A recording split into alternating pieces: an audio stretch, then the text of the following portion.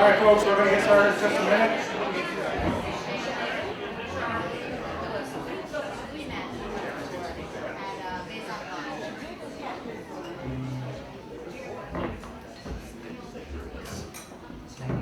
All right, good evening, everyone.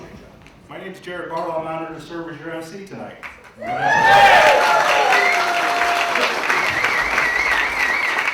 Thank you for joining us tonight as we celebrate an exceptional person, Mr. Bruce Erath, who has made a lot of long-lasting contributions to our community and is well-deserving of this night. Yeah, it's only getting worse, man.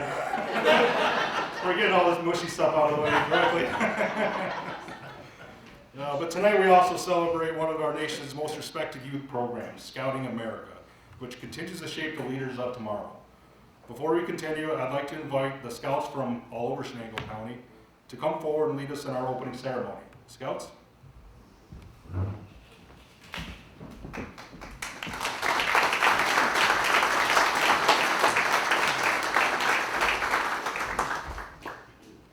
Scouts present colors.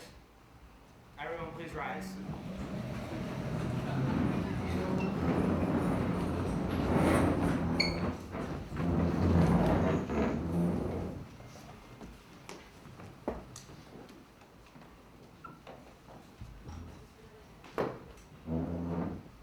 Scout salutes and hand over heart. I pledge allegiance to the flag of the United States of America and to the republic for which it stands, one nation, under God, indivisible, with liberty and justice for all.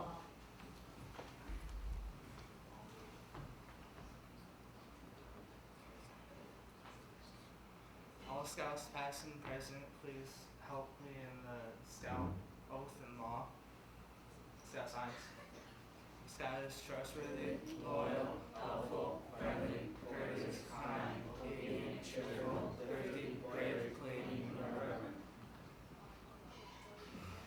On my honor, I will do my best to do my duty to God and my country, to obey the Scout law, to help people one time, keep us physically strong, mentally awake, and morally straight.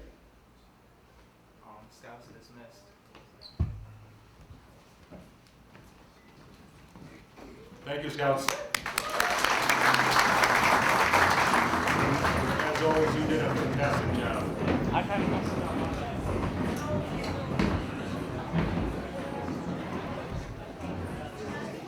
For more than 115 years, Scouting has played a vital role in shaping the lives of young people across our nation.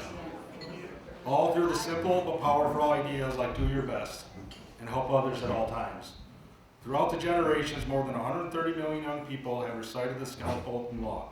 130 million voices, learning the same timeless values: trustworthy, loyal, helpful, friendly, and so many more. These aren't just words for Scouts. For Scouts, it's a way of life. It's a blueprint for building a strong character, developing leadership, and making a positive impact in their communities. And it's those same principles that guide our honoree tonight. Now it's my pleasure to introduce someone who works every day to keep the spirit of Scouting alive. A lifelong champion of Scouting values and a proud parent, not one, not two, but 3 Eagle Scouts. That is impressive. Over the years, she has served many roles within the Scouting community and continues to lead by example as committee chair in Lion Den Leader Pack for 162 in Green, New York. Her dedication to leadership doesn't stop there. Lorraine also serves as the machine maintenance manager at Raymond Corporation's Green Plant, where she ensures things run smoothly both on and off the clock. Please welcome Lorraine Detweiler.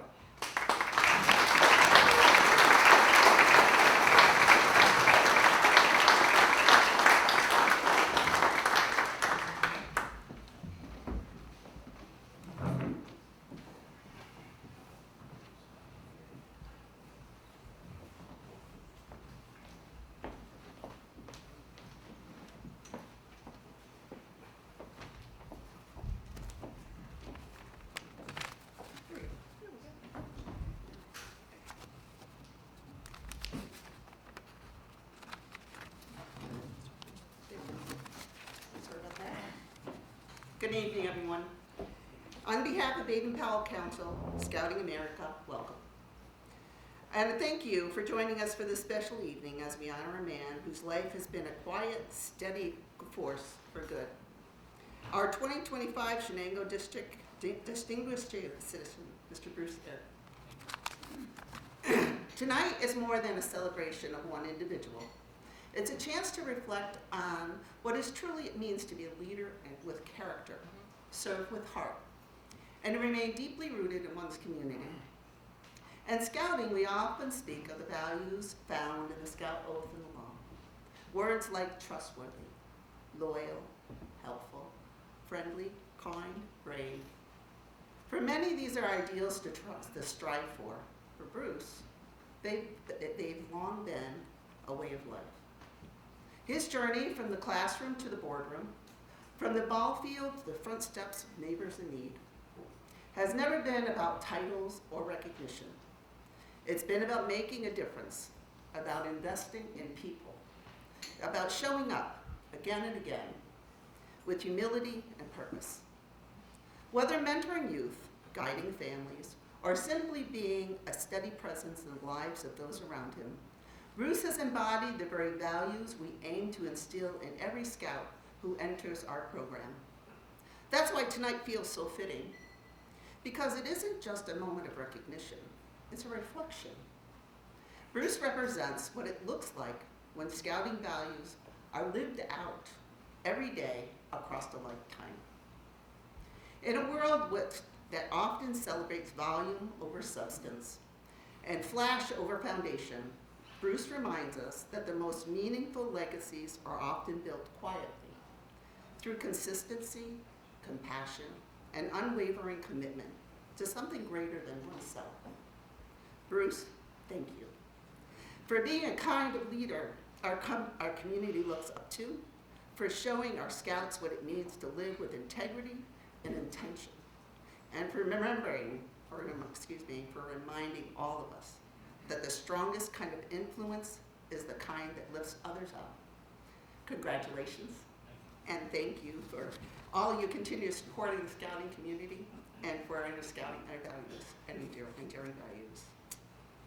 So tonight, we're proud to introduce one of our own rising stars, John Z. Fish, a Bear Scout in the Pack 162 in green. John Z joins Cub Scouts in 2021 and has already learned his lion, tiger, and wolf badges. He now is finishing his bear rank and showing us all what dedication and determination looks like at a very early age. We are honored to have him speaking with us. Please join us in welcoming John Z. Fish.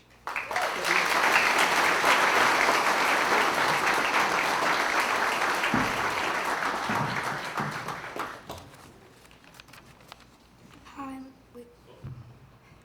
my name is John Z. Fish. Thank you for allowing me to tell you my scouting story. I am from Green, New York. I am a Bear Scout in Pack 162. I joined Cub Scouts when I was in kindergarten. I joined the Scouts to have fun and use a pocket knife. I really enjoyed camping with other Scouts and leading skits and songs at campfires. My favorite memory has been getting a whittling adventure by carving potatoes and soap. Being a Scout helps me be calm and not frustrated in my daily life by following the Scout law. My goal in scouting is to do my best. I want to become a Scout.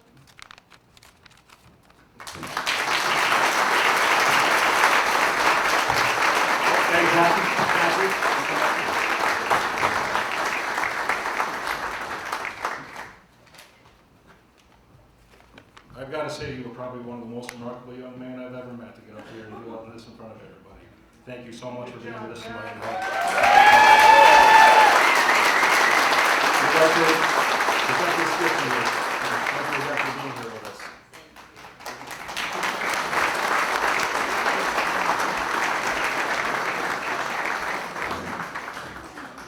Wouldn't have been me at that age.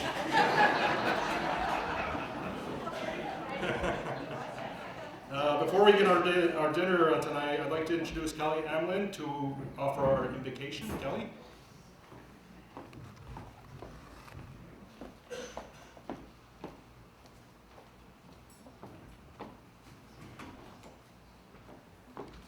think in addition to the fear of public speaking, as a scout leader, it's the night that you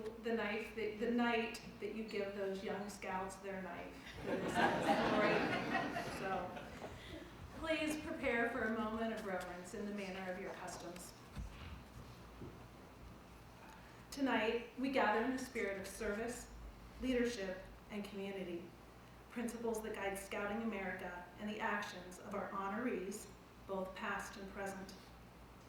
We are thankful for the opportunity to celebrate Bruce Erath, a distinguished citizen whose life reflects a commitment to integrity and the common good. We are thankful for volunteer leaders of the Scouting program and the youth whose lives they shape. May this evening be filled with fellowship and purpose. May we be reminded of our shared responsibility to serve others, to uplift our communities, and to leave the world a little better than we found it. As we enjoy the meal in one another's company, may we do so with open hearts, mindful of those in need, and resolve to carry the values of Scouting into the everyday corners of our lives.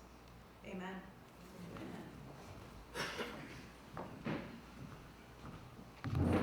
Thank you, Kelly. Before we get to the dinner part of this, I just want to make sure that we recognize the country club for putting this on for us and the dinner we're about to have. Cottage Bakery.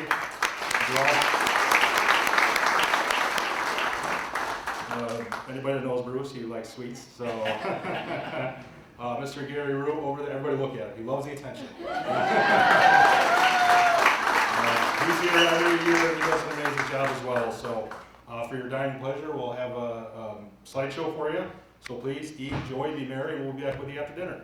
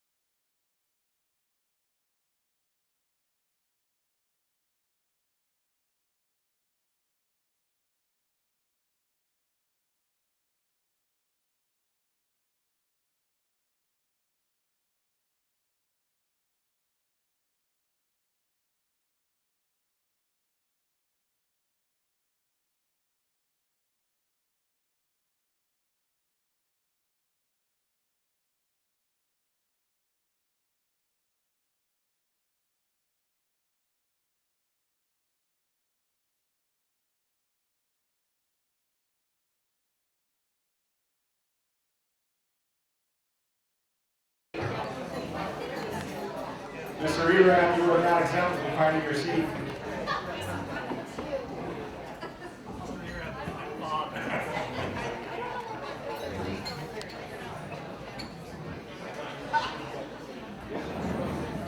All right, everyone, welcome back. Before we go too much further, I skipped over one part earlier, so we're just going to go back to that. Citations and proclamations. Senator Oberbacher couldn't be here tonight, but he presents this certificate. I don't know if it's a gift certificate. Or what's it. 2-year-old, he wished he could be here, but he couldn't.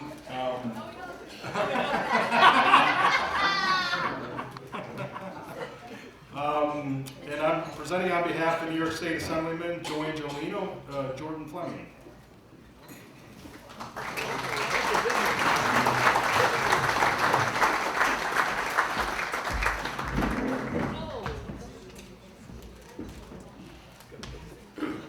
The Assemblyman apologizes he couldn't be here tonight, but he asked if I would represent him to present Mr. Erath with a citation on behalf of Assemblyman Angelino and the New York State Assembly and your award. Congratulations. How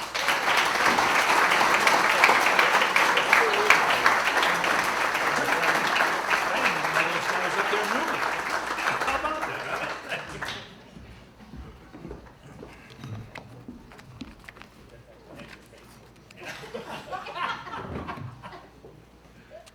So before we get to the heart of tonight's reception, I'd like to share a short story that I think sets the tone appropriately for tonight. Bruce, serving in his role as financial advisor for my father, Mr. David Emerson, had sold them long-term care policies. And each year, the premiums on these policies went up a lot. And then one particular year, anticipating the bad news, David walked into the meeting, said nothing, and calmly placed an illustrator on his desk. Only then did he indicate that he was ready to begin the conversation. Now, for those of you that do not know what an illustrator is, if you don't have a farm or veterinary background, this is an illustrator. This is the tool used to castrate bulls. Would you believe his premiums went down 50%? It was great. Now, if I could imagine 1,000 scenarios, I couldn't imagine the one where I had to walk into Tractor Supply, ask the nice receptionist at the front desk, do you know where your castration department is? And she immediately knew, which tells me one of two things. Either she's a phenomenal employee or you sold her a long-term care.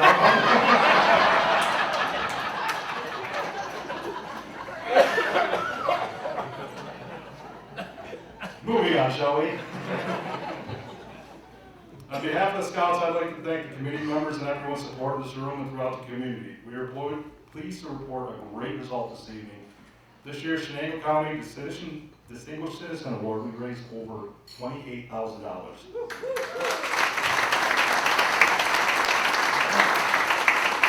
That's all our money to save right here in Chenango County in support of Scouts. I gotta get rid of this. That's for you. At this time, I'd like to recognize our sponsors. I ask you to hold your applause until all the donors are announced. Tonight's sponsors are Herc Financial Partners, Golden Artist Colors, UHS Memorial Hospital, Blue Ox Corporation, David Emerson and Family, NBT Bank, Nina's Pizzeria, Stadium and Sports Bar and Grill, Norwich Wealth Management, Preferred Mutual Insurance Company, Reynolds Lago, Thomas Emerson and Family. And I think I got everybody. So.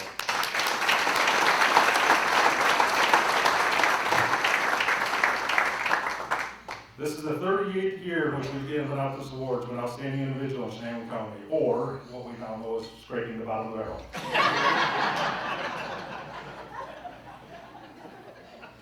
I believe we have several past recipients from this award tonight. If you have received this award in the past, please stand up and be recognized.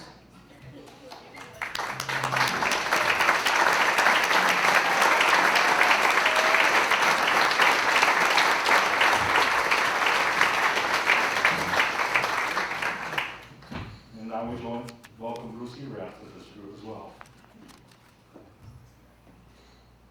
As you may be aware, the Distinguished Citizen Award is presented annually to individuals who make significant contributions to the life of our community through leadership in education, business, industry, social work, youth development. Our recipient this evening certainly exemplifies those characteristics. I would also like to note that while Bruce's name is on the program, his wife Kathleen should be recognized as well.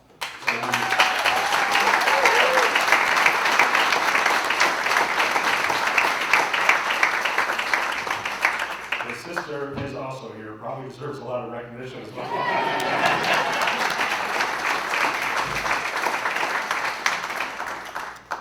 Our first speaker tonight needs no introduction. Not only is he a past award recipient, he's also been invited to speak multiple times for awards such as this. If you want to gauge the character of a person, don't ask how many awards they've received, ask how many times they've been asked to speak on somebody else's behalf. He's the owner of Golden Artist Colors, a dear friend of the Erath, and a beloved community member. Please welcome Mr. Mark Golden.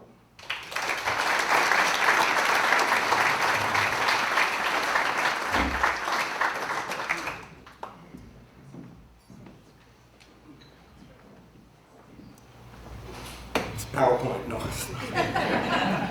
Should be PowerPoint.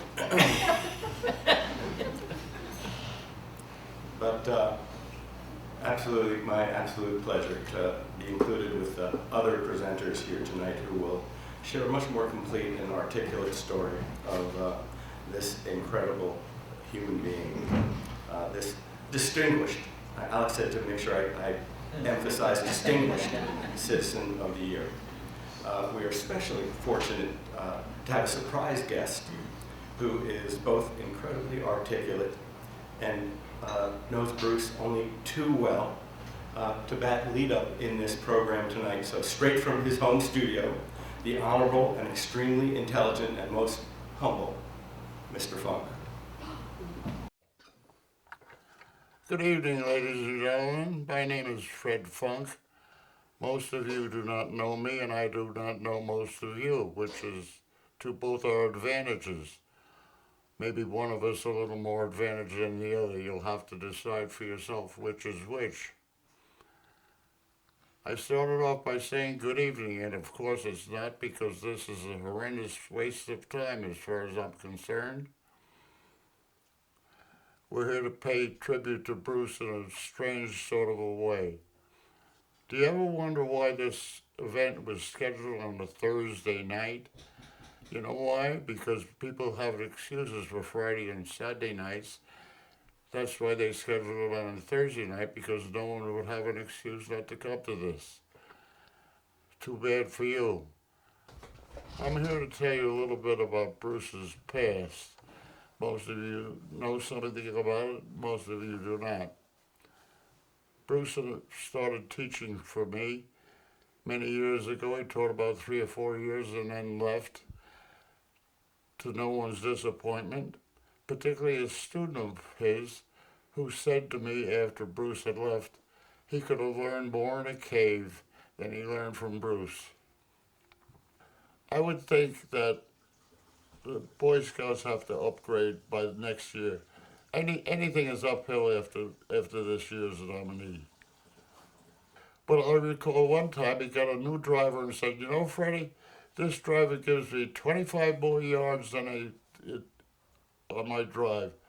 Well, we teed up and he hit the driver, his new driver, and went 25 yards. I said, imagine, Bruce, if you didn't have the new driver, your ball still be sitting on the tee. I love him like a son or a brother. One of the regrets I have as a man is that I never had an older brother. I felt that way with Bruce, that I was his older brother kind of thing in our relationship. He was a hell of a good teacher. Always willing to help out. He was my tennis partner too, which was, we used to play singles and I'd beat him. He says, nobody beat me like that. We'd play a second time. Nobody's ever beat me 2 times in a row. We play a third. No one has ever beat me 3 times in a row. Funny. Bruce, between you, me, and the lamppost. forever.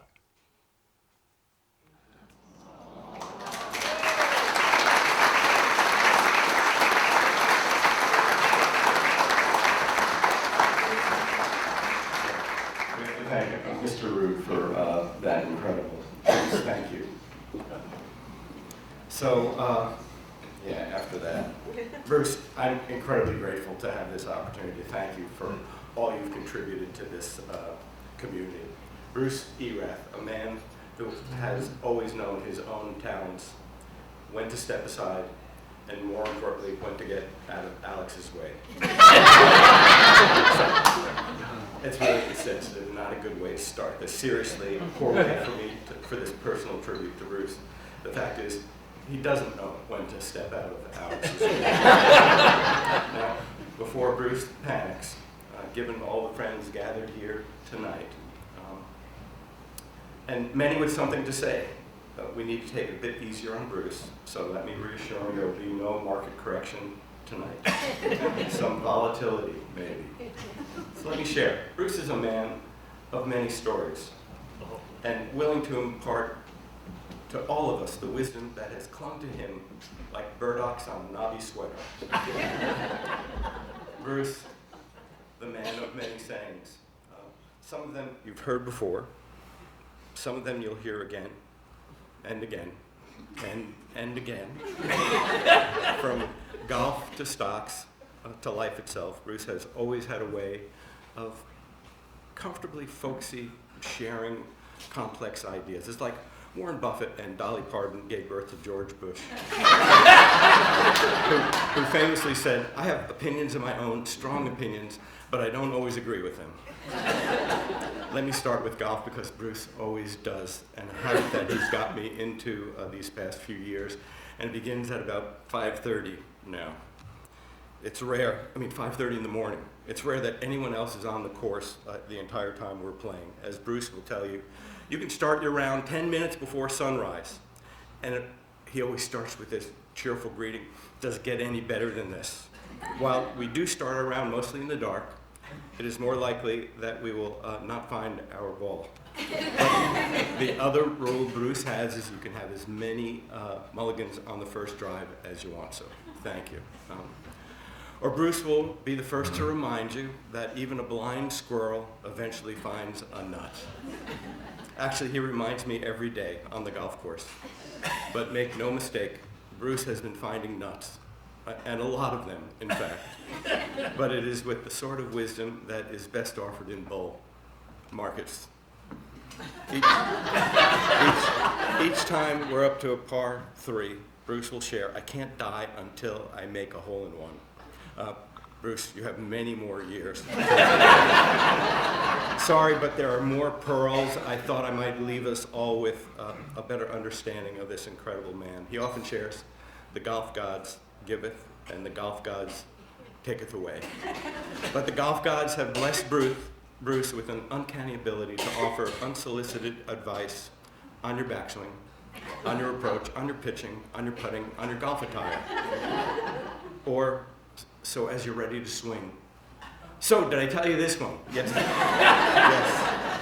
Yes, you did, Bruce. You already did. Bruce is probably most comfortable now in his wood shop. It's a new career that he's found later in life that truly gets him excited. Bruce's workshop is a cathedral with the smell filled with warm scent of cherry and cedar. But even more impressive than the dovetail joints and the flawless finishes is the calm joy he brings to the craft. Not only does it bring him calm and joy, but his most special bride of 47 years, Kathleen, who we really should be honoring tonight. Yeah, Kathleen also particularly enjoys her quiet and joy when Bruce is in his woodshop. While his woodworking may be a hobby, it's an act of devotion and sometimes an act of engineering worthy of applause and possibly maybe a small construction permit. Who other than Bruce would spend countless hours and weeks to fashion what might be truly the most exquisite outhouse one might imagine, and yes, with a mahogany seat. At heart, financials, Bruce has quietly stewarded the dreams of countless families with an enduring legacy and friendships he has well earned with so many other members of our community, ensuring that their retirements, their rainy day, and kids' college funds were in good hands. For Bruce, finance was never about chasing hot stocks. It was about building lasting trust. And as we look to the future, there's even more to celebrate. Bruce is not just leaving a career, he's leaving a legacy. Hearth Financial is now in the capable, wonderful hands of his brilliant daughter, Alex. She told me to say that part. Bruce has been grooming Alex for this leadership role for her whole life. As an example of his mentorship, his nickname for Alex is Small One.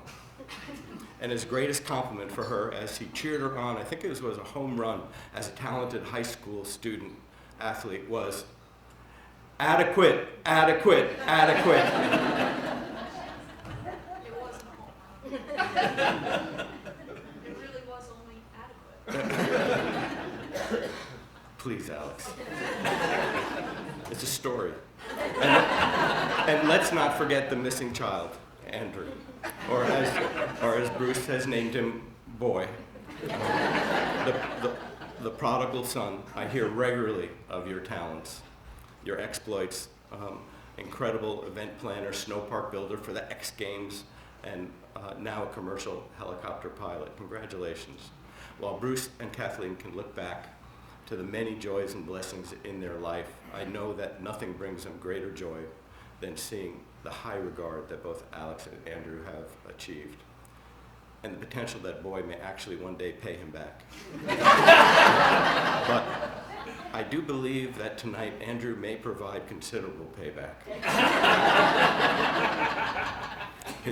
His motto has always been measure risk like a backswing, slow and steady, with eyes on the long game. And in life, Bruce has absolutely played the long game with wisdom, with heart, and the humility of a man who has never once purchased a golf ball that a good walk in the woods wouldn't take care of. No, that's true. Nor a set of clubs. He'll tell you it's not how you drive, it's how you arrive. And Bruce has always arrived with grace and generosity and the kind of calm patience only found in someone who has actually had to explain a Roth IRA to a college student and succeeded. Let me finish in all seriousness. I'm sure everyone here probably has Bruce stories, but the real story about Bruce, signature gift, his generosity of spirit. He's the guy who shows up early, ready, maybe with a cup of coffee in one hand, and probably for me a golf anecdote in the other. He has been a steady presence in the community, not because he wanted recognition, but because that's just who he is. So whether helping a neighbor plan for retirement, mentoring a younger investor, or making a beautiful workbench for my young grandson, or raising with Kathleen 2 amazing children, Bruce invests in people. That's the real reason we're honoring him tonight. So let me finish with one of Bruce's favorite investing rules. Don't try to time the market. And in the same way, we couldn't have timed better to thank you now, to honor the work you've done and to celebrate the person you are. So from all of us, your friends, your colleagues, and the many neighbors and the people you've touched along the way, congratulations, Bruce Erath, Distinguished Citizen of the Year. We are all richer for having known you. Thank you, Bruce.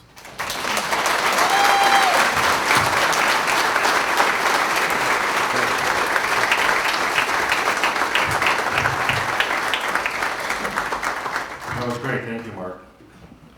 We're going to go a little out of order as far as the speakers go from what your program says, because I had a last minute change that Alex told me what the last minute change was. So.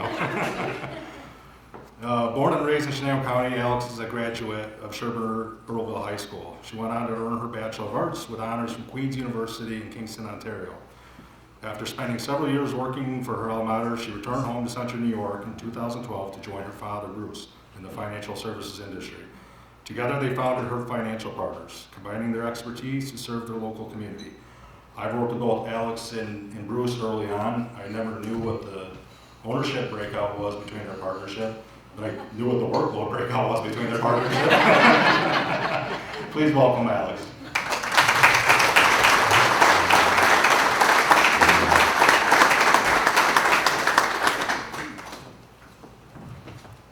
I was pretty relieved to see that demo from John Z on the little stool to stand on, but I think I'll be all right. I want to start this evening by saying a few thank yous. First, as always, to Heather McShane and the entire team at the Country Club for your service and hospitality.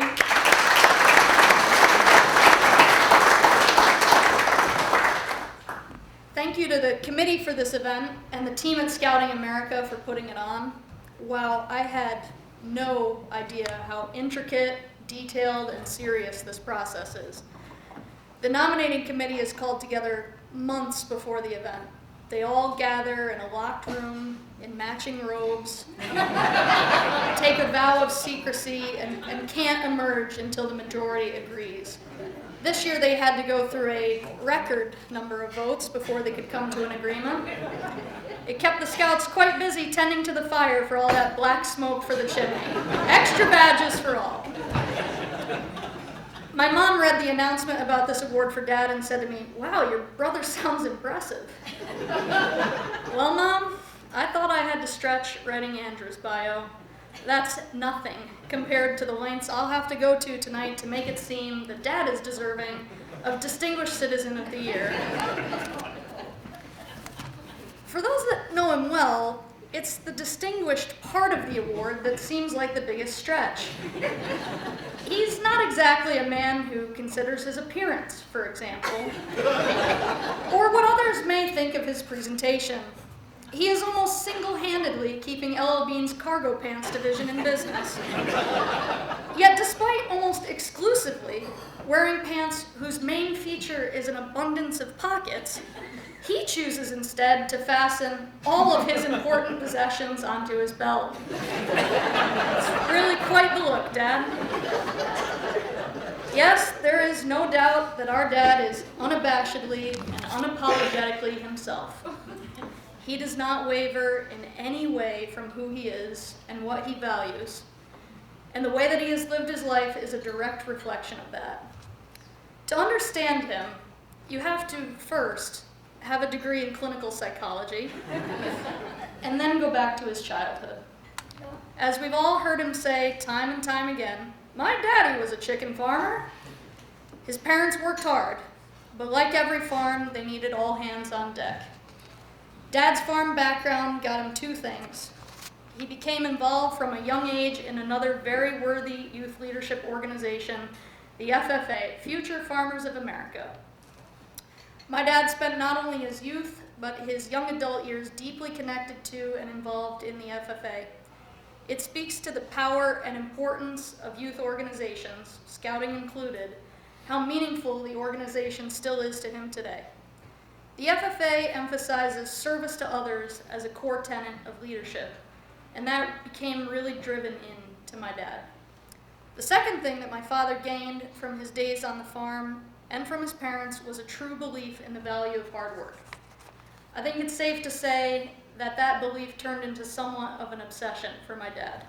Work, reward. Work, reward. That was the mantra repeated over and over and over again throughout my childhood to me and my brother.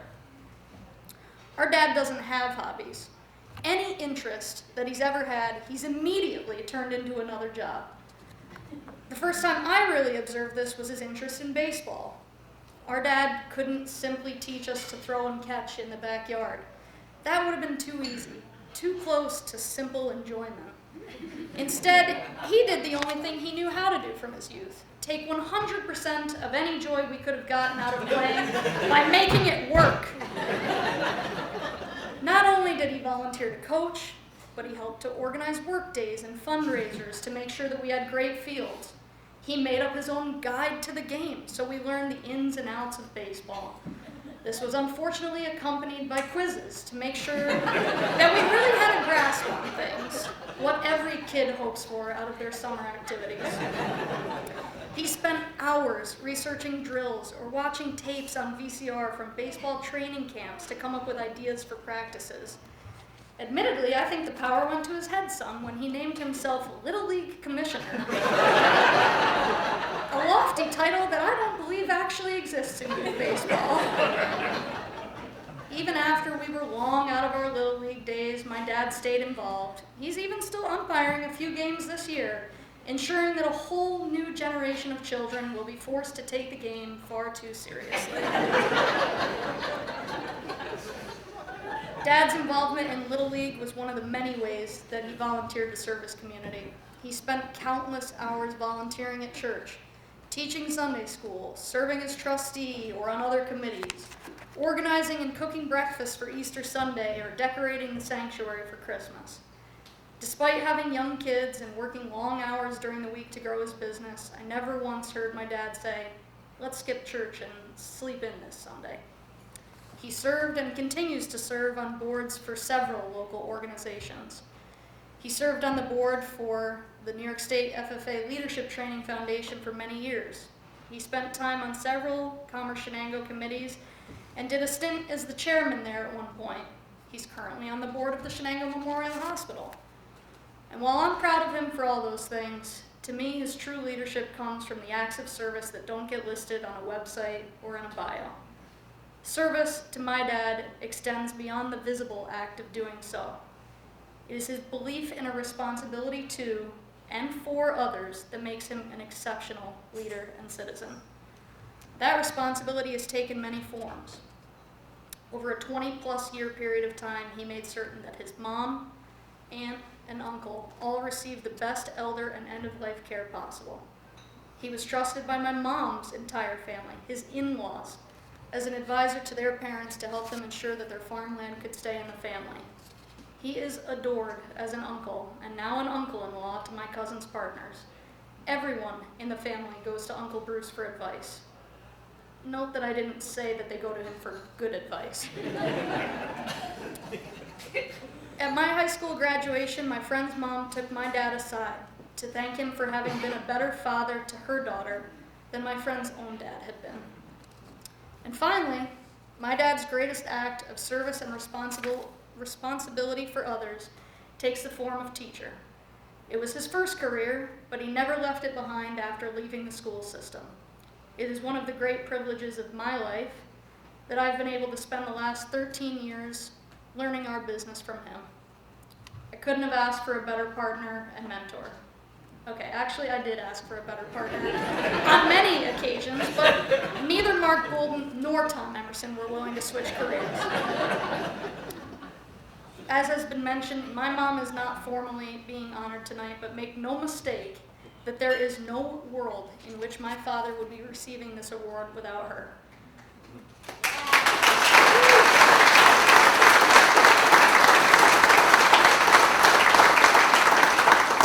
She too set an incredible example of service and leadership for me and my brother. She volunteered as much, if not more, than my dad did in the community, at the school, at the church, at the library. On top of that, she was the one taking care of us, running us to school or to sports, no matter how many directions that meant she was pulled in. And thank God she was. My dad was in charge of picking me up for school one time while my mom was sick. Please remember, this is in Sherburne, where there is one school campus that my father worked at for 9 years. He instead picked me up at the wrong school building, the one that had closed 3 years prior.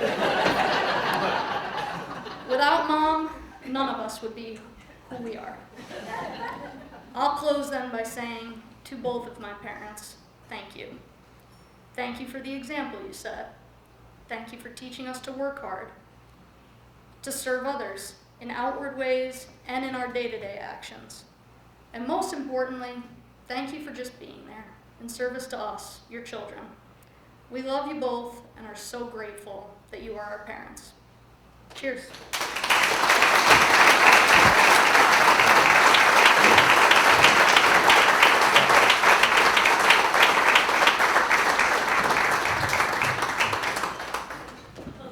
Thank you, Alex.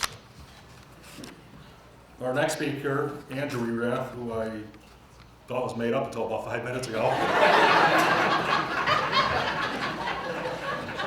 As Bruce's son, he has spent over 20 years in the ski and snowboard industry. For the past decade, he's been a leading figure in half-pipe and terrain course design for professional events worldwide, including serving as the head half-pipe designer for the X Games in Aspen. In addition to his winter work in the snowboard world, Andrew also works full-time as a commercial helicopter pilot. Though he's lived all over the West Coast, he now calls Los Angeles his home. I couldn't help but try to do a compare-contrast of risk management for a financial advisor and his son. And I guess you both could say you manage risk at just a little bit different tolerance for different folks. Please welcome Andrew.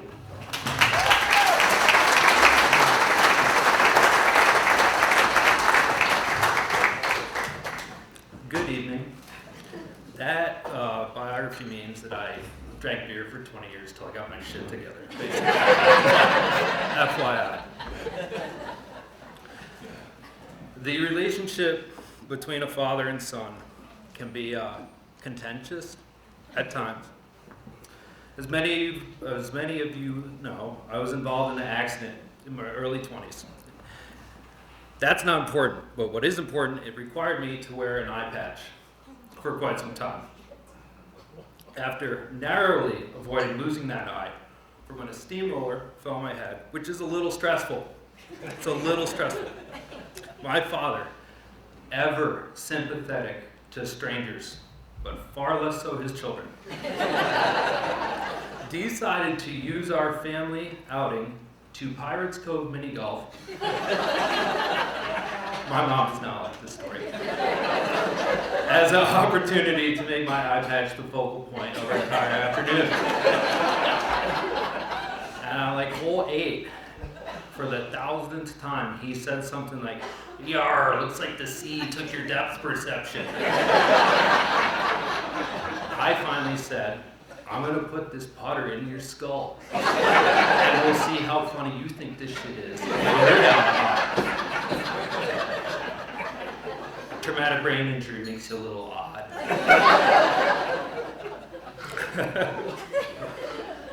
Two things happened after I said that.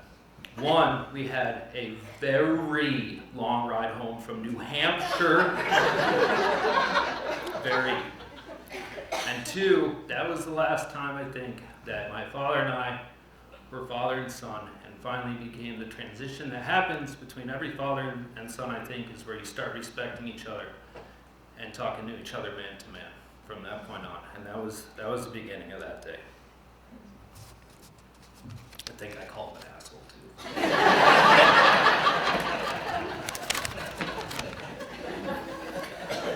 The reason I bring up the talking as man to man is so last week when my father called me, I already knew I was asked to speak at this, but he called me last week and he very carefully asked, not told, me to consider what I was going to say this evening and to consider being tactful and not to forget that, not to take it too far. Maybe you could think about that. So, my dad also, as an aside, thought I never listened to him. And I did. I always listened. I just ignored or willfully disobeyed pretty much everything. But I filed it away. I filed a lot of little nuggets, a lot of little nuggets away. There were many. And one of those nuggets, he was speaking. He was up here somewhere, sometime long ago, and I was in the front seat of the car on the way home, and he was all pissed off because whoever asked him to speak told him, and I quote, "You know, you need to just be a little, this is what we want you to say." And then my dad, in the car on the way home, said, "You know, goddammit, when somebody asks you to speak, they have no right to tell you what to say."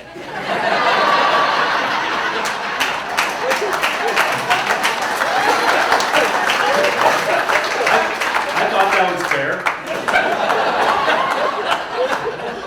Still thought it was fair 20 years later. So I recounted that piece of wisdom to him, which, by the way, as a son, one of the greatest things that will ever happen to you is when you get to recount wisdom to your dad that he has told you to your benefit. That is one of life's greatest pleasures. So I said, you know, when you ask somebody to speak, you don't get to tell them what to say. And I don't know what he said because I hung up. And so, with that being said, I have waited for this for a long time. And I'm going to say exactly what I want to say. And I will say, nobody in this room, this is the first time I'm in a room and I'm the most qualified to do something. I'm the most qualified human being in this room to give my dad as much shit as anybody possibly can. And I decided, as this night got closer, that I had no desire to do that. None. And I was kind of surprised by that. And that's not what I'm gonna do tonight. I've done enough of that in my life, and I'm not gonna use this time for that. What I want to say is no human being I know, none, puts themselves before other people the way my dad does. No one. Every decision he makes is how he can help someone else or make the situation around him better. Every time, to a fault. I can stand here and give you the resume of all the boards and all the committees, blah, blah, blah, blah, blah. That's all important, but what is more important is how my father exemplifies his every thought and action every day, acts of service. It's not about the boards, it's not about the committees, it's about waking up at 5 in the morning to go cook Easter breakfast for everybody. It's about never letting somebody else carry something when you could do it for them, ever. It's about the time my dad dragged me on a bitterly cold day one winter, and I doubt he even remembers this. One of his clients, the siding blew off their barn, their calf barn, and the calves were gonna die, and we helped wrap plastic around the side of the barn so the calves wouldn't die. And we just did it. We did stuff like that all the time. My dad and I as a kid. When somebody's house burned down, he'd be the first person there. Always. It's amazing. It's amazing. My dad's my dad's an amazing man. Countless volunteer hours improving fields, parks, churches in his community any way he could. All the time. Everything for other people, not himself. That's one of the things about my dad. My dad's also the hardest working person I've ever met. And I'm not talking about his business. Like my sister said, his life is all encompassing and everything is work to my dad. Family is a responsibility, it's work. His clients are a responsibility, it's work. He sees community service and his role as a father as part of his life's work. And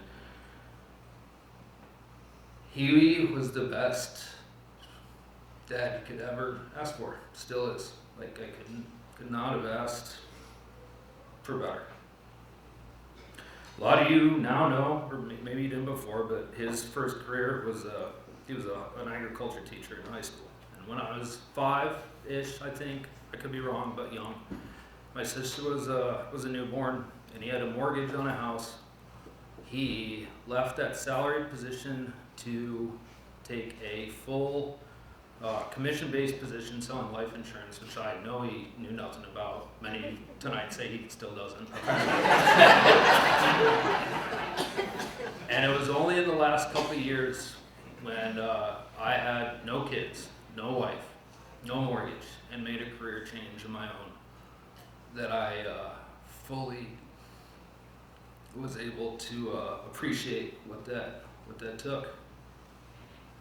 And just the guts and hard work and dedication it took. And he didn't do it for himself. He did it for my mom, my sister, and I. So we would never want for anything. Have all our needs met. Have incredible opportunities for the education that has led us both to where we are today. And a perfect upbringing, basically.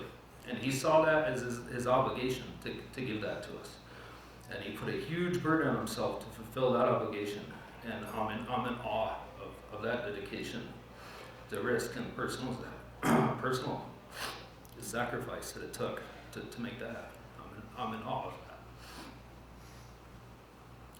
In the middle of all that, he found time to coach my sister and I all through hockey, Little League, sit on every church board, baseball committee, basically whatever, anything anybody asked him to do for his community, he would do. He never, and while he was doing the work and all that community stuff, he never missed one of my games, school plays, concerts that I was forced to participate in, birthdays, anything, all while, making his new career in life not only happen, but very, very fruitful and thriving.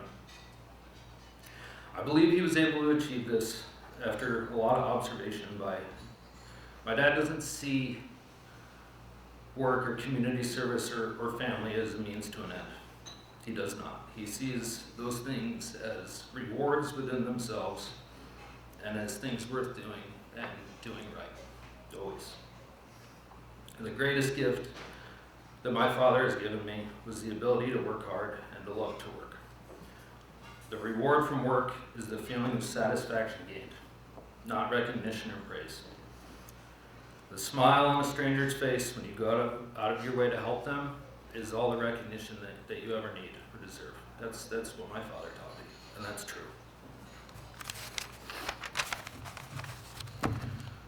My dad, there's a quote that I saw a long time ago, and I finally realized who it made me think of. There's no limit to what one can accomplish when they don't care who gets the credit. And my dad is, to me, that quote. My father is also the most honorable man I know. He and I used to spend a lot of time in the car together. When I was younger, one of those times is when my sister mentioned his parents were in the hospital. Back and forth, my dad brought me, and I used to think it was for the company. He wanted my company.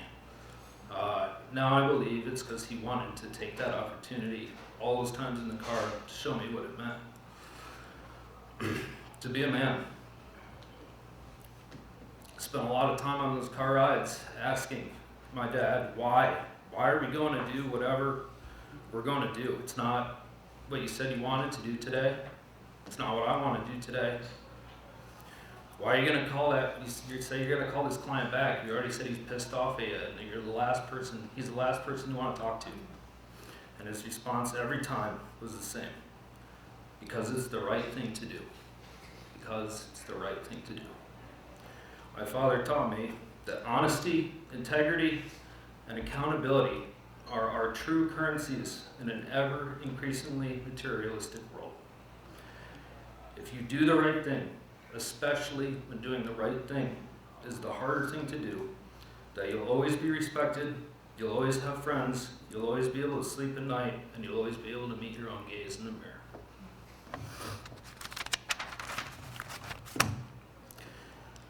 The reason my father is here tonight is not because he did all this for me or our family. The reason he's here in this room, and everything I said is true, but he did that for everybody. Everybody. Countless other young men and women in this community have been influenced by my father. As a teacher, coach, chaperone, every single way he could, he imparted these lessons that I mentioned previously to everyone he met. Not only with his words, but more importantly, his everyday actions. His examples of dedication, leadership, and community service are not outdated ways of thinking. In fact, they're more needed than ever now, in a country that seems to divide itself further by the day, and in an era where we make our neighbors our enemies. It's people like my father that silently counter that tide and remind us that ideals, standards, morals, and dedication are not relics of a bygone era, but bedrocks of the foundations that keep communities together. If I and the countless other individuals that my father has mentored have the courage to become half the man my father is, the world will turn out just fine. I will always fall short of my father's example.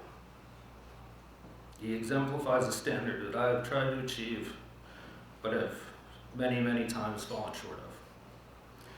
What I find so inspiring is how he has lived up to his own standards with such ease, laughter, and positive spirit. My father brightens every room he comes into, and he is one of the rare few individuals that will truly leave this world a better place than he came into it. As many have, and I'm very glad they did, it is also so important tonight to recognize my mother, Kathleen.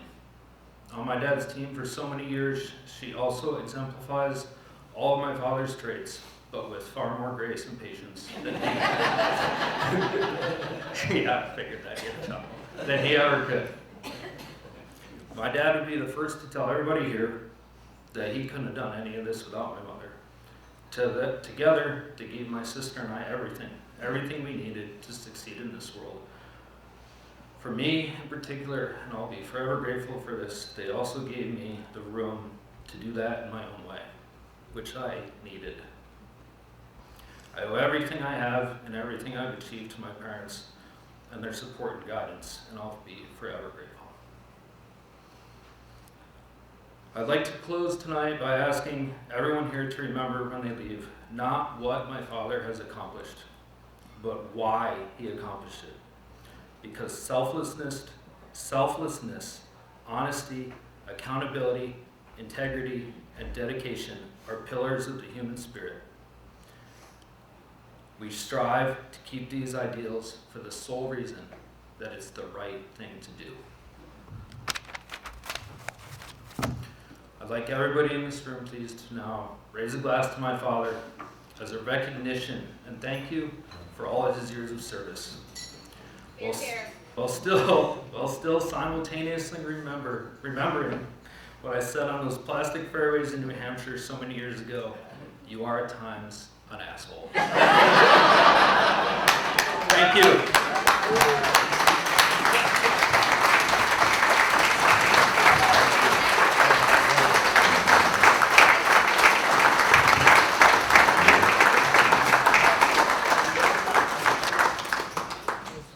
I really want to meet you at the bar and learn more about you later. There's a lot. I figure, yes. Restraint.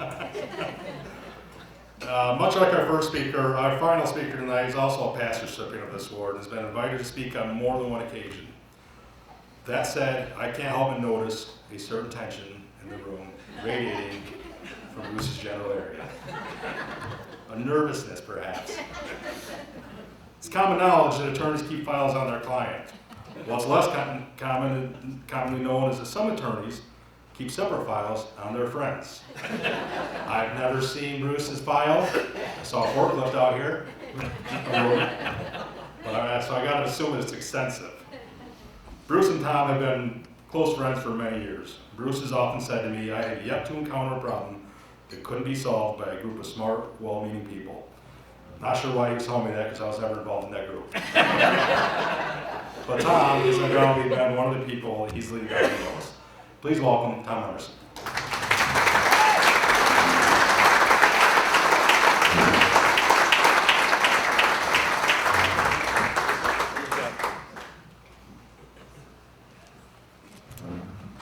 That's a couple of hard acts to follow. It's a heartwarming gift that your kids have given you. And now I need to bring you back to me. So I would like everyone to stand and take a quick run around the course, all 18 holes, and we will reassemble here when your minds are clearer. But Kathleen, Andrew, Alex, you've suffered much. I'll try to be brief and not prolong the agony or your pain, but I have no reason to minimize Bruce's discomfort. I know I'm clean-up batter, as Bruce would say, and I know Bruce's limited attention span. I need to be quick. I'm astonished that any of Bruce's attention remains. And look, Bruce, there's a squirrel. That'll keep him busy for about 10 minutes. Not the first choice of cleanup. They tried Tom Kohlberg, Tom is a Cornellian, went to school with Bruce, ran farm family, supervised all our agents in the Northeast, then supervised when American National took over. But Tom is a justice over in Otsego, and he has court tonight. So, actually, I need my phone. I texted Tom, and this is how these occasions get put together. I texted Kohlberg and I said, Tom, I heard you can't make Bruce's Distinguished Citizen Award dinner. Would you be able to send a letter I could use or read to the 2 people who might show up? A humorous tale or 2 would do. He was oblivious enough to ask me to be one of the speakers. I'm currently in Cancun with the family and will be back Sunday. Thanks. Well, Kohlberg apparently thought it came from Alex. So his reply was, Alex, I am not convinced that the audience will be as large as you estimate to be possible. 2, I doubt your mom will go. And the only reason you will be there is that he somehow shanghaied you into being a speaker. I was fortunate enough to be able to decline because I will be meeting with people credibly accused of criminal activity that night in town court. What possible reason would anyone else have for attending? Guffawing and booing? Perhaps. Most people are too polite to turn out for that. I will put something together and send it to you. I just need to know who or what organization is sponsoring this charade. So I replied and tried to set Kohlberg straight. I said, Tom Emerson here. I sent the text. They must have chosen me to speak after you bowed out. Don't you need an attorney to join you in your court excuse? The Baden-Powell Council of the Boy Scouts is responsible for the event. It's their largest fundraising event for Chenango County Scouts. We're on our way to Cancun Airport for return to the States more later. Tom. Kohlberg reply. My mistake. Other than addressing my text to the wrong person, I stand by everything I said. I wish I could help you get out of this with the court excuse, but it would probably result in some kind of ex parte communications accusation, which results in my removal from the bench and you getting disbarred. Oh wait, that might make both of our lives easier. I'm trying to retire for too long. So then he replies, I had some outpatient surgery on my feet yesterday, and thus, not being particularly ambulatory today, I used some time to compose some appropriate comments for the upcoming farce honoring Erath as the champion of Chenango County. It is currently handwritten on notepaper, but I will type it on the computer and forward it to you. I will send it over this week, and you can choose to use it or not, or alter it, etc. It is fairly brutal, and you may wish to soften it considerably so that our designated hero of the year is not exposed as a total fraudulent myth. I know you are sensitive about such things when it comes to Bruce. My reply has just disappeared. I'm not techno-savvy here.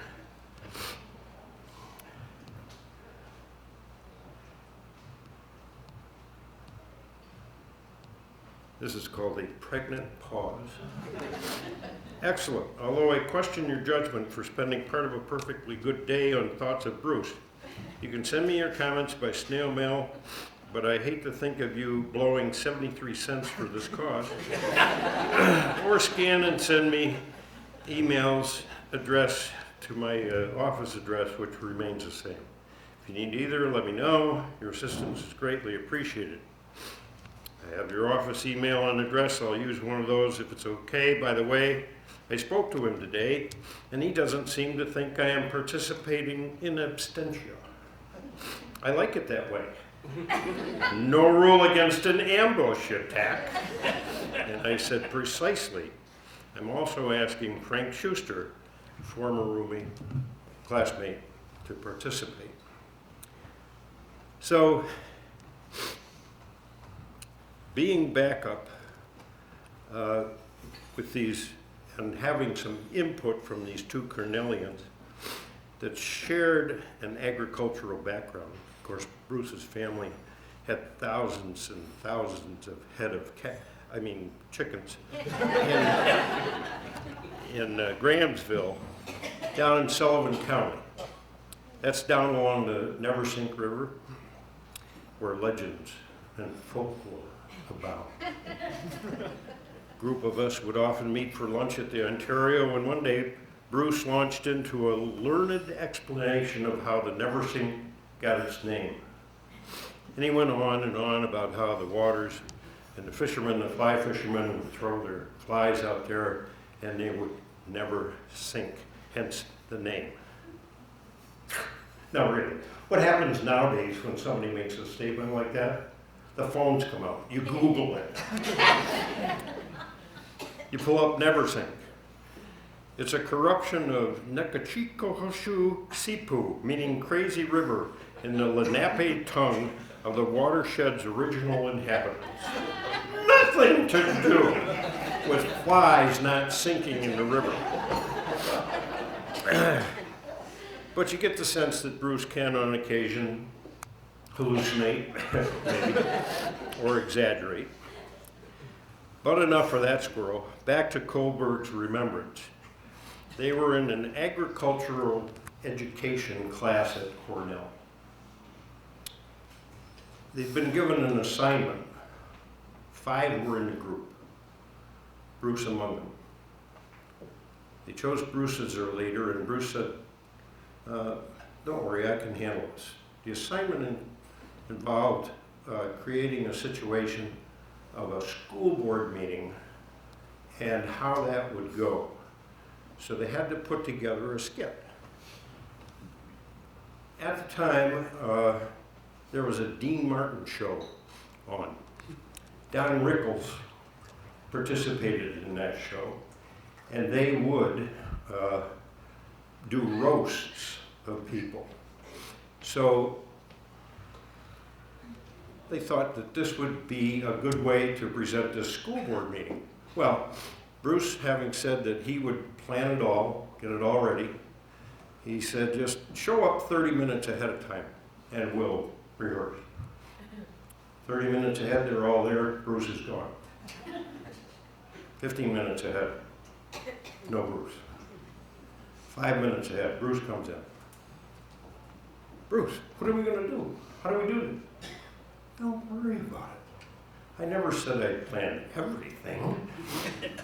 But when they started, they went into their Dean Martin roast.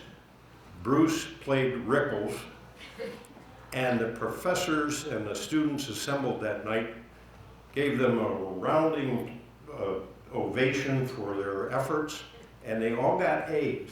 But it just shows that Bruce can occasionally fly by the seat of his pants.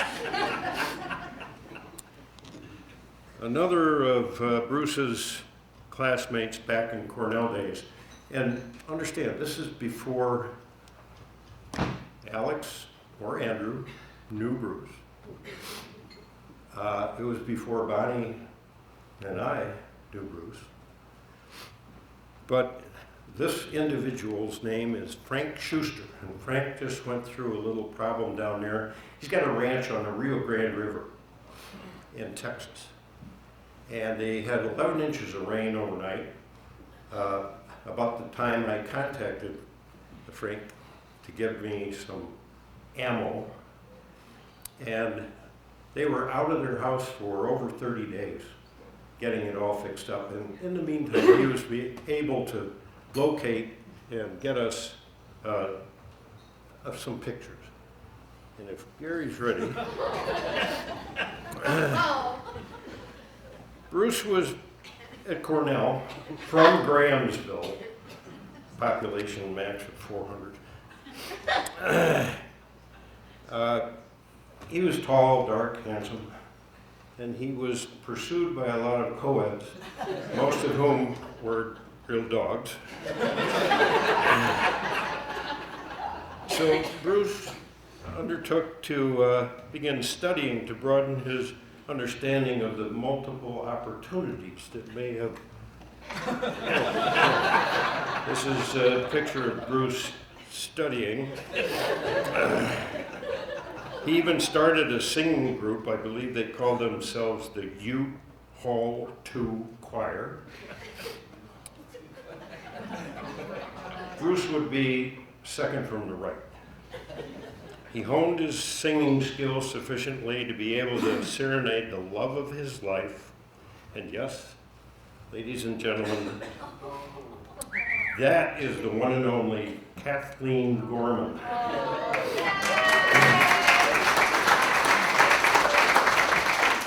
Before she was to become known as Kathleen Erath. Kathleen was a pretty quick study. And she, like all of us, gets a little tired of Bruce manic phases.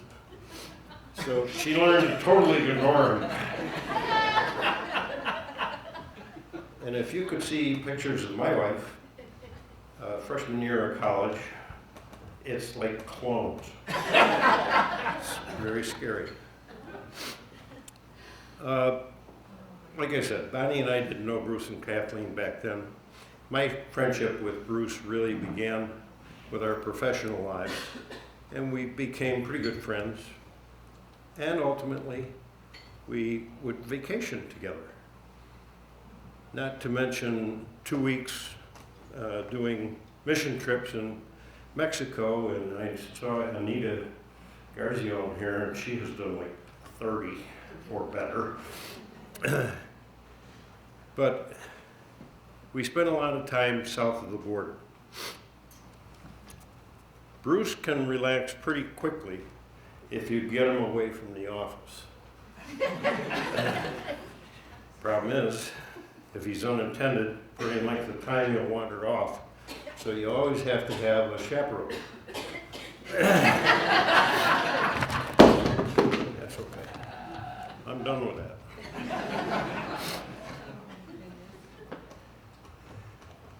I'll never forget the first night on the balcony of our villa at the Royal Sands in Cancun. It was after dinner. It was 85 degrees still. And Bruce came out on the balcony, full fleece, looking like he was like, why are you even in there? You should be dead. You should be so hot. As it turns out, Bruce was frequently challenged when it came to dressing himself. Now, before we go on, I want you to look at your program. There's a picture of Bruce in the program. Did you look at that? It looks like somebody shot that out of Gentleman's Quarterly. It's like a GQ shot. This is not Bruce. No, this is not Bruce. This is Bruce. Oh my God! Notice their feet. Nobody can stand with their feet at right angles like that. Can you see this? I mean, that's worth a picture right there. Oh my God! With therapy, though, and a little work, we were able to get his feet straightened out. So proud.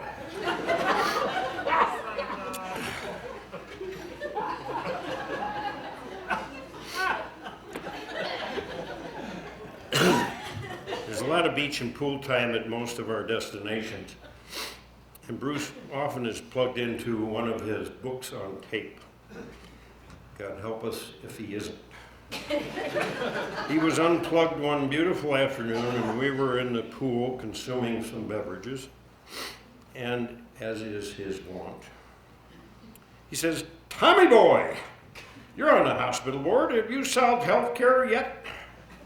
All you need are 10 bright people in a pool, Jared, with a few hours to kill, and we could solve it." I just looked at him. I said, how can a head that big be so empty?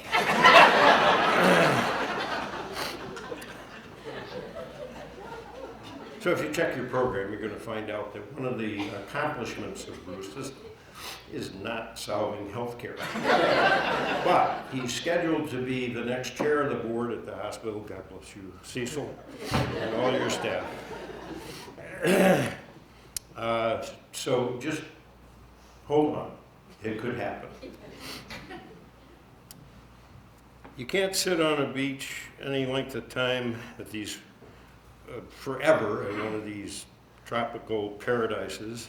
And we were in Cozumel and decided to take Kathleen and Bonnie to see what Fifth Avenue was like on Playa del Carmen. It's separated by a little strait between the island of Cozumel and Playa. We took the ferry over. And it's not just a little ferry, it's 100, 150 people. And we landed at the wharf, walked up the street to Fifth Avenue, went down Fifth Avenue, shopped a while, came back to the top. There was a beautiful restaurant right there. And first thing we did was to have a toast. Kathleen doesn't drink very much, so she's not really accustomed to having toast.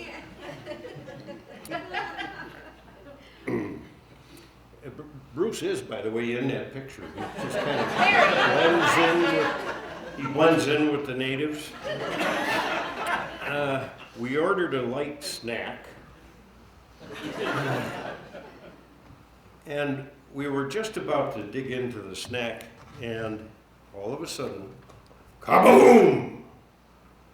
And black smoke billowed up the street. Seems the cartel and the mayor of Playa were having a little dispute. And they had blown up, they planted a bomb on the ferry that we came over. So this was at the bottom of the street. So we did manage to make it out of there, but if you ever want to travel internationally, you may want to travel with someone other than Bruce. Again, because he looks too much like a native. So we were on this balcony, and this truck went by. The first four letters kind of explain it all. That's what they use there to take care of the cartel's efforts when they don't succeed entirely. But it was pretty interesting.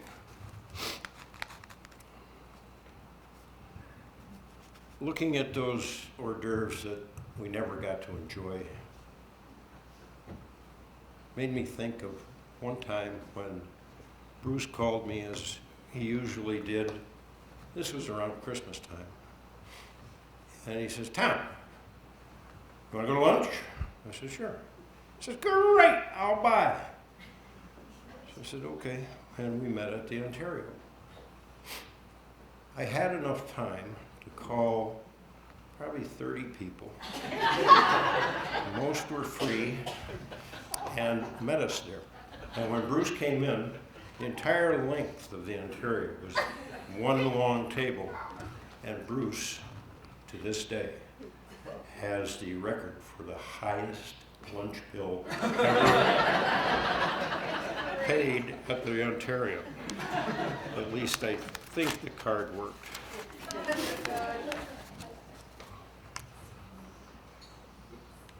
Seriously, we've had a wonderful friendship over many years. Andrew, I can appreciate your feelings toward your dad. And Alex, I've probably appreciated yours for more years than boys. But it's true. Bruce has been a true friend. He's been a great counselor to many of our common clients. And I think that he is the single largest recipient of free legal advice in my 50 plus years of practice. Right, Brucey? So, before I close, I had a request phoned in. The request comes from someone who has been very instrumental in these dinners over the years, and that is Mary L. Emerson. A couple of weeks ago, she broke her hip, is in rehab and recovery, but she did call me and ask if I would ask the recipient tonight for one favor.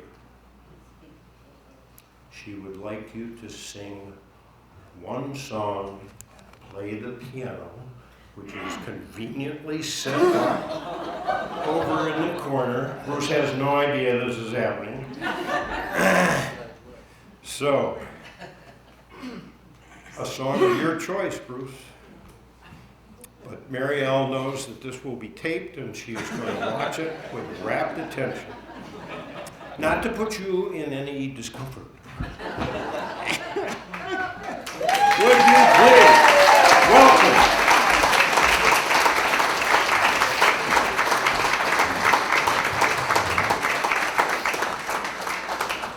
it's showtime, yes, Bruce, now.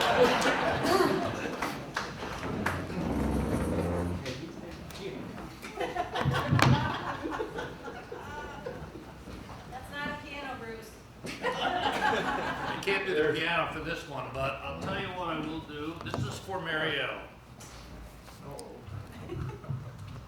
An old song. Daisy, Daisy, give me your answer true.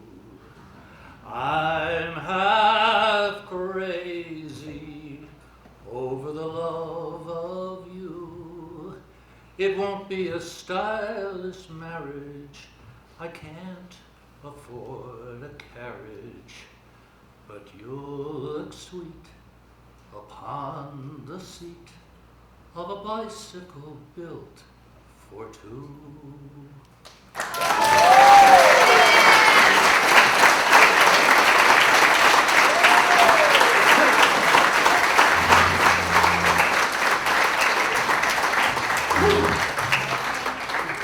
Well, that was a first.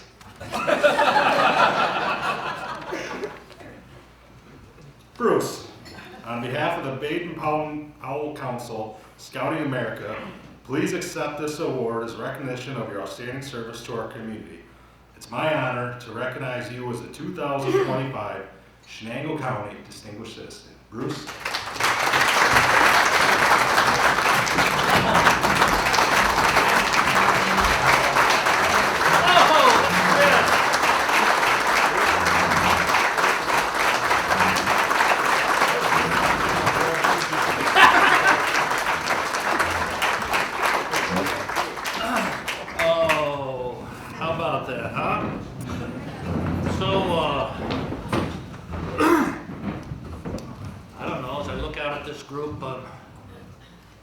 I'm thinking that this was in Roman times.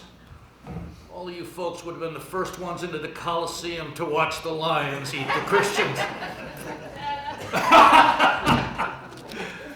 Well, you all did, in fact, manage tonight. I know. Everybody's a comedian.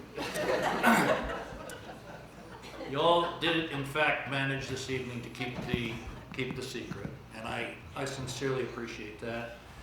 Sweetheart, did you know that all of these folks are here this evening to celebrate our 49th wedding anniversary? Did you know that? Huh? Isn't that true? Well, okay. I know it's not quite yet, but we did a calculation. If she files for divorce tomorrow, there is not an attorney in the world that could get this done by July 10th. And in fact, if her attorney is operating at the speed of Tom Emerson, we're a lock on 50 right now. Yes, I am here because of you, sweetheart. I know that. She's stuck with me a lot longer, as you see from those photographs, than 49 years. She's pretty hot, huh? And we've been through some very difficult times in our marriage, and Andrew touched on some of them. Or as he talks about with his sister, oh yeah, Alex, you weren't around for the poor years. The poor years are defined as those years where we had to buy his shoes over at the Norwich factory outlet. Does anybody here remember that? But it's true. I do remember my wife sitting on the couch one time crying because she didn't have enough money in the checking account to pay both the electric bill and the fuel bill. And I do remember that very well. And I said to her, "What, sweetheart, what are you worried about? Pay the electric bill. Who's going to care if you don't play bullocks? You know, who cares?"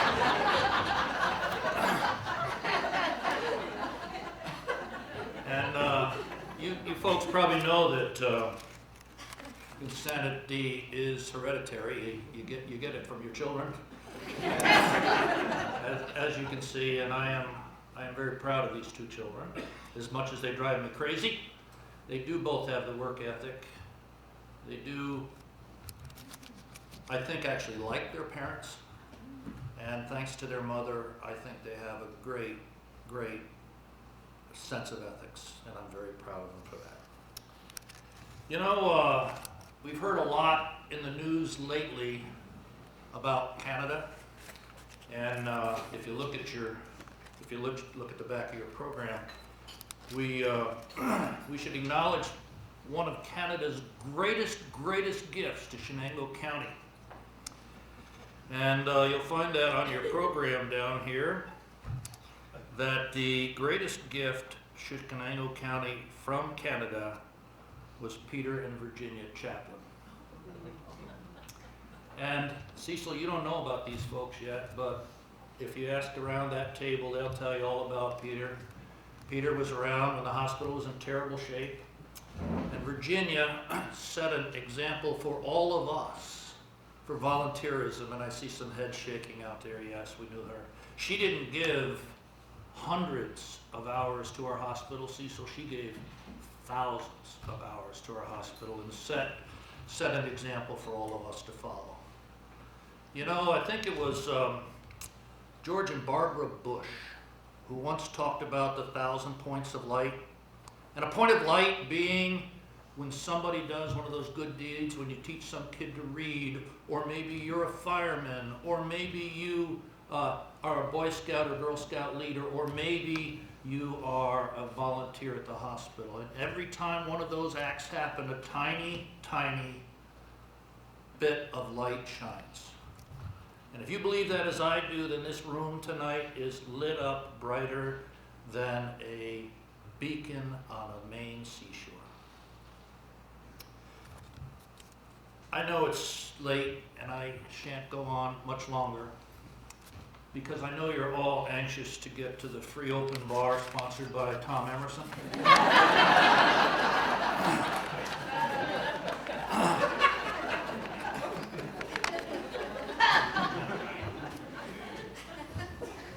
But I'd like to leave you by paraphrasing a speech that was given over 100 years ago. And it went something like this. It's not the critic that counts. Not he who points out how the strong man stumbled or how the doer of deeds could have done them better. No. No, the credit lies with the man or woman who was actually in the arena, whose face is marred by dust and sweat and blood, who strives valiantly, who errs again and again because there is no effort whatsoever without error or shortcoming. The person who strives to do the deeds, who knows the great enthusiasms, who knows the great devotions, and who, if he or she succeeds, will know the joy of great achievement. And if that person fails, At least they will never take their place with those cold and timid souls who know not victory nor defeat. Now, some of you out there may be saying, well, that's nice, Bruce. What does that have to do with tonight? I will tell you it has everything to do with tonight, because I am so humble and I am so proud to take my place tonight with all of you who have accomplished so much in your lifetimes in the middle of that arena. And to you, all of you, the only thing I can say here tonight is thank you.